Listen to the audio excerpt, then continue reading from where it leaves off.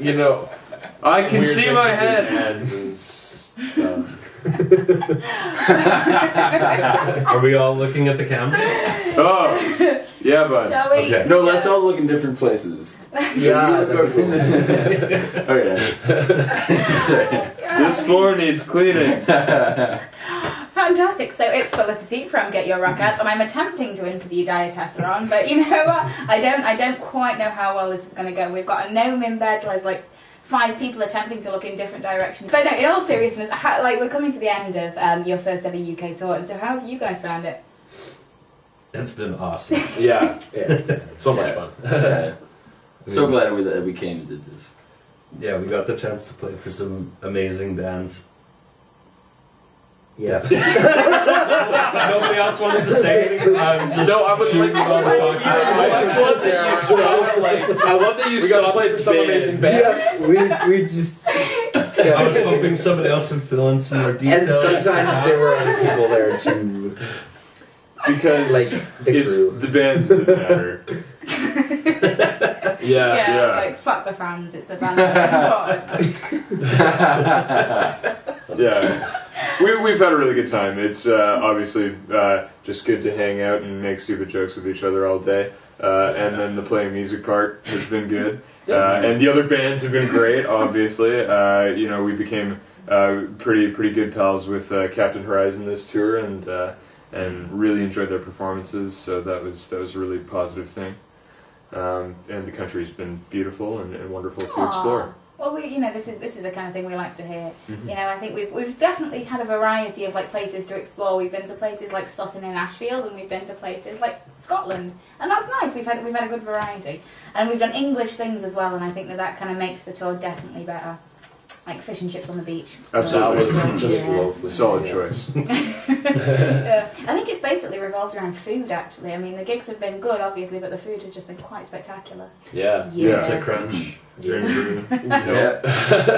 Promises of ice cream and Oh, Broken hearts. Sorry. Broken hearts Yeah. all over the place. I to kind never of, trust again. yeah, I lost everybody's trust the day I attempted to take us all to the most amazing ice cream place ever for ice cream, and it had closed 10 minutes before, and so we had crying on the pavement and strops all the way home.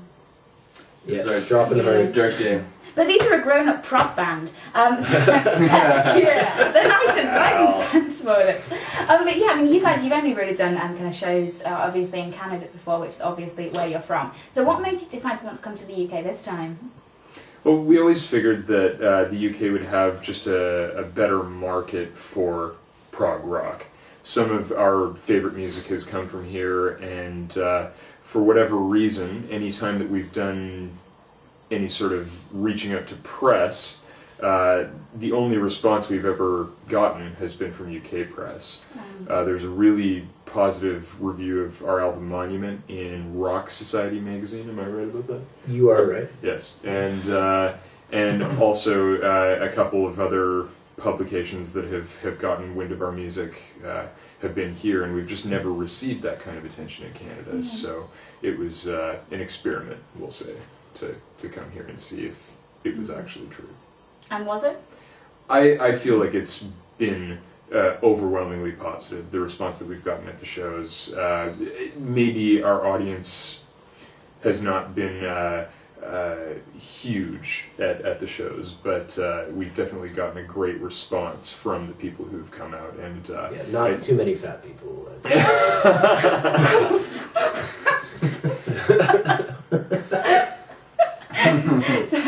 So it's been a good tour full of thin people.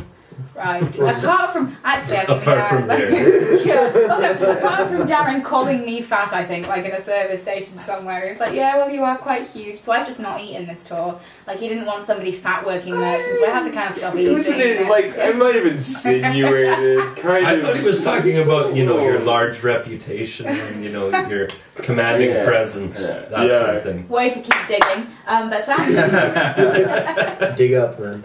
Yeah, I hugely enjoyed the inclusion of that. I forgot to say that was a good set list inclusion. Like the next day, yeah. But yeah, I mean, why do you think that the current response hasn't been so good in Canada? Is it just that there's not a scene for it, or do you not quite fit the scene that's over there?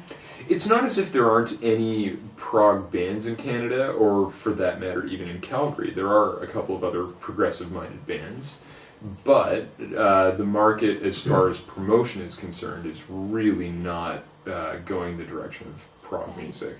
You'll find a lot more indie, punk rock, even metal, but just not so much prog nowadays.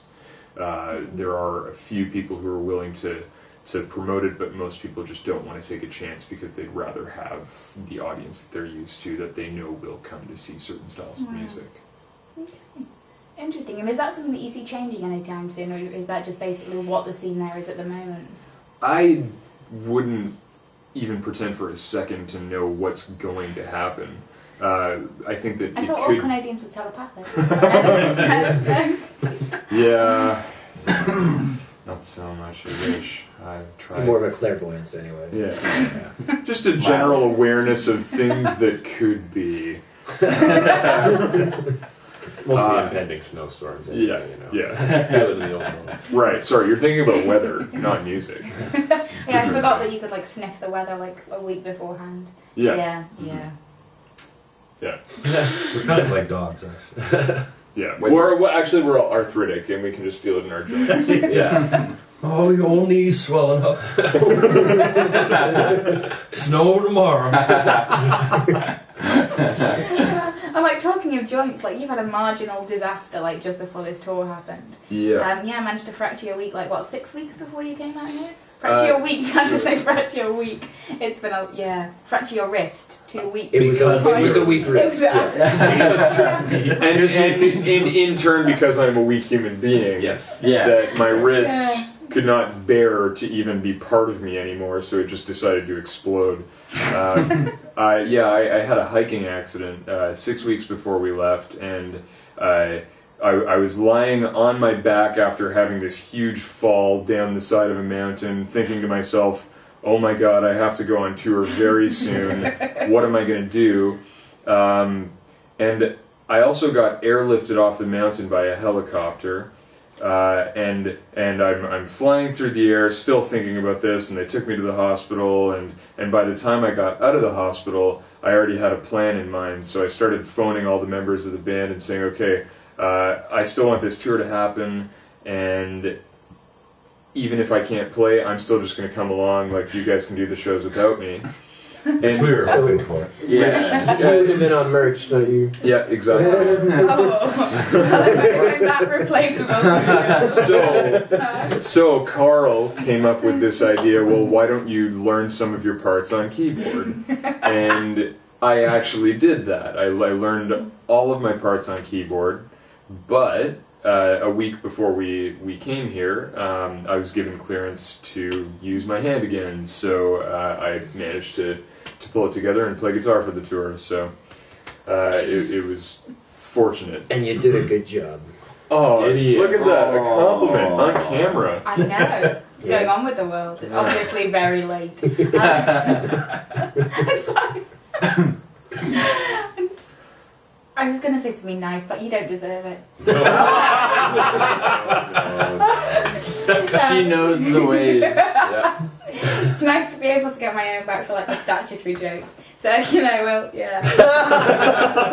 Oh, do you really want to write that onto camera? Has that been discussed in these It's not going interviews? to be the first time. This has happened before. Anyway, moving swiftly on. We've also got like a gnome with us this tour, and so why doesn't somebody tell us a little bit about the gnome? So, Don't all speak at once, whatever happens. I don't know, you may have just like crossed into no man's land there. oh! Yeah, no more, no joke, gnome jokes. No more? No more. No more. No more tears.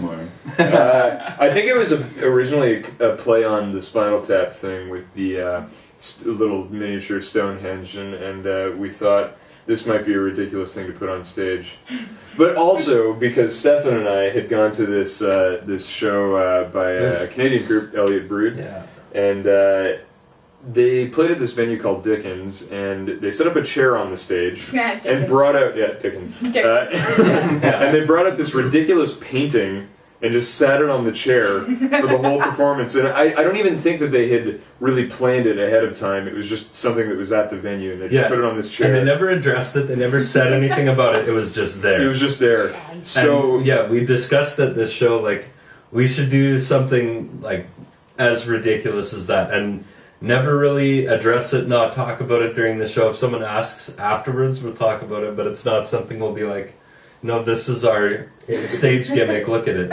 Yeah. So, I don't know exactly how we landed on gnomes, but we figured each band member should have their own gnome. So, back in Canada, there's a box with 5 gnomes in them in various states You actually got the name. disrepair. They're horribly broken because they've suffered many tragedies in their short existence. Yeah, they're road weathered. Yeah. Makeup and shattered faces, and just there's some broken hearts in that box. Yeah, actually, Simon's is missing its head entirely, which is a real shame because if you see this gnome, or if you saw it before it got shattered, it looks like this.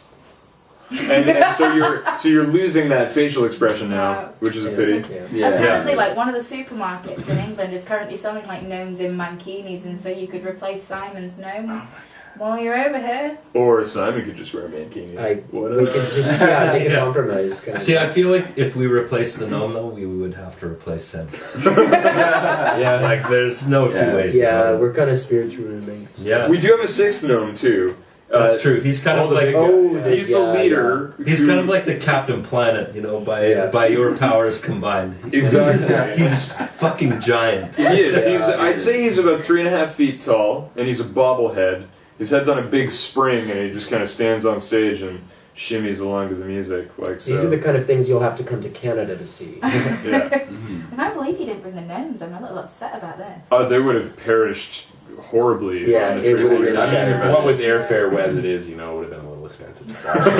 5 extra bodies over. Yeah. Like, they need their own seats and everything. Yeah. So. They're kind of devious. Yeah. You should see their riders. It's untrue. Oh, yes. Yeah. I may slightly overuse that expression just a tiny bit. That's a good expression. Good expression. But yeah, I think the newer stuff that you guys have been playing on this tour has been going down really well, and I know that you've got an album release that's kind of due to happen shortly-ish. Yeah. So why don't you tell us a bit about kind of the new album? Yeah. Right now, we're thinking of calling it Sunshine. We were kicking around some ideas for album art on the train one day. So yeah, I think we're kind of settled on that now. And it's called Sunshine because I wrote this trilogy of songs that's called Sunshine. Creative, right? And one of the songs in that trilogy is also called Sunshine. Wow. And in essence, if I said the song was about the sun, I think that would basically sum up everything that one would have to say about said song. Am I right? Right? This is like the longest description that says nothing about it. I talk about mundane things really well. So anyways, actually the idea is something that I had a long time ago. We did this album called Monument, as I mentioned before, and each member of the band wrote one part of Monument. So yeah, we each have our own movement. It started with Carl, who had written a song for a previous band that he and Stefan had played in together called Dorian Gray. And the song was originally called Revolt of the Dogs, to which Stefan wrote a sequel. And then from there, it spun out like this. So long story short, we finished that, and during that time I had this idea to take one melody and break it into 3 pieces, and then have that as our next, multi-movement thing. I think it coincided well with certain events or people in my life, and I just really had this drive in the past year to finish it finally. So even though I had the idea about 4 years ago, or maybe 5 years ago, it just finally came together this year, and so now we've really gotten it great from a performance standpoint, and I think that on record it's already turned out very well, and I think once we've added all the extra stuff, it's just going to sound really unreal. Yeah. So good it's unreal. Untrue. So good it's untrue. And then also on the album, we're digging up some of our old favorites that we've recorded previously, Yeah. and we're trying to, digging up. No, we should have done this. But no, just taking some old ones, re-recording them with better sound, and then also some new material that we've been working on a bit lately as well. So yeah, super stoked for how it's going to turn out and sound. Yeah, we've been recording with our friend Eric, and he approached us a long time ago, just because he's a really awesome guy, and I well, not really. I'm just saying the words. And I had thought about it for a while, and I approached him about recording the album, and I think that he was really excited to get on board with it, and so the prospect of getting the chance to re-record these songs that he really liked was a great thing to him, especially because when we first recorded them, we were pretty inexperienced, and so it just didn't turn out the way we wanted them to. So now, with his help, I think it's really come through quite a lot better. It's very happy with it. Fantastic. And when are you thinking that you'd ideally like to be releasing it? December. Fingers crossed, but we'll see what happens. It just depends on how long it takes us to wrap everything up. So. Fantastic, and that'll be great. And I know that kind of people that have seen you this tour are going to be wondering when you're going to be coming back to the UK. And so, what's the plan on that? I know obviously tentative plans because you've not even left the UK yet, but we want to know when you're going to be back. We're really hoping to come back next summer to do a couple festivals. Just waiting on word on that, so we'll see how the year goes. Fantastic. Well, this has been a huge pleasure, and the entire tour has just been quite spectacular. If I'm honest, you guys have been so much fun. It's untrue, even if you have, tormented me, called me fat, given me a contact, stopped me eating, criticised my driving, cried when we've not got ice cream. But apart from that, it's been great. The crying when we didn't get ice cream was not our fault. But the thing is, we did get ice cream, we just didn't get the same ice cream. Eventually. Crocodile tears, anyways. Yeah. But no, this really has been a huge pleasure, so thank you so much, and I have no doubt that we're going to see you here in less than a year's time. Great. That's the hope. Yeah. Looking forward to it. Thanks. Thank Should you. be great. Thank you. Thank you. Was not too painful. We did it. I'm excited. We did it, buddies. We did it. We did Said the words. interview. Burns.